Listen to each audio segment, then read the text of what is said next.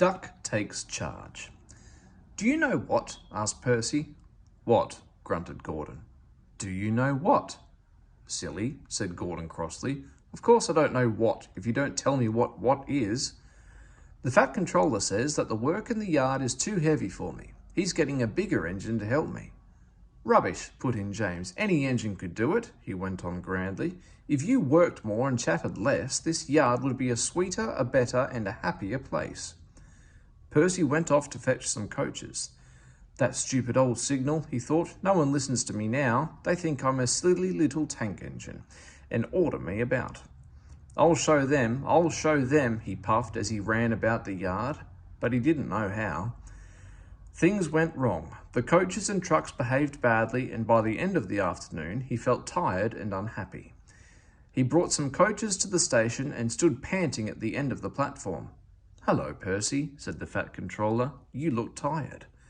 "Yes, sir, I am, sir. I don't know if I'm standing on my dome or my wheels." "You look the right way up to me," laughed the Fat Controller. "Cheer up. The new engine is bigger than you and can probably do the work alone. Would you like to help build my new harbour at Thomas Junction? Thomas and Toby will help, but I need an engine there all the time." "Oh, yes, sir. Thank you, sir," said Percy happily. The new engine arrived next morning. "What is your name?" asked the Fat Controller kindly. "Montague, sir, but I'm usually called Duck. They say I waddle. I don't really, sir, but I like Duck better than Montague." "Good," said the Fat Controller. "Duck it shall be. Here, Percy, come and show Duck round." The two engines went off together. At first, the trucks played tricks, but soon found that playing tricks on Duck was a mistake. The coaches behaved well, though James, Gordon, and Henry did not. They watched Duck quietly doing his work. "He seems a simple sort of engine," they whispered. "We'll have some fun."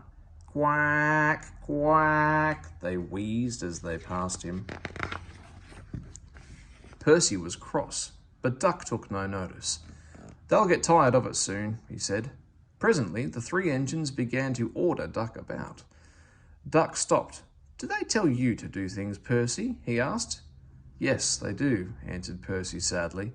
"Right," said Duck. "We'll soon stop that nonsense." He whispered something. "We'll do it tonight." The Fat Controller had had a good day. There had been no grumbling passengers, all the trains had run to time, and Duck had worked well in the yard. The Fat Controller was looking forward to hot buttered toast for tea at home. He had just left the office when he heard an extraordinary noise. "Bother," he said, and hurried to the yard. Henry, Gordon, and James were wheezing and snorting furiously, while Duck and Percy calmly sat on the points outside the shed, refusing to let the engines in. "Stop that noise," he bellowed. "Now, Gordon." "They won't let us in," hissed the big engine crossly. "Duck, explain this behaviour."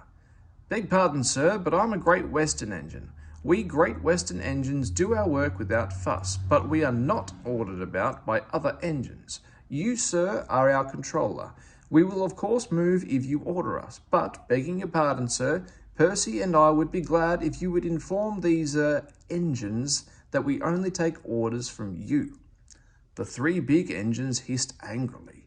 "Silence!" snapped the Fat Controller. "Percy and Duck, I am pleased with your work today, but not with your behaviour tonight. You have caused a disturbance." Gordon, Henry, and James sniggered. They stopped suddenly when the Fat Controller turned on them. "As for you," he thundered, "you've been worse. You made the disturbance. Duck is quite right.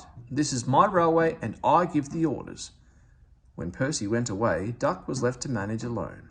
He did so easily.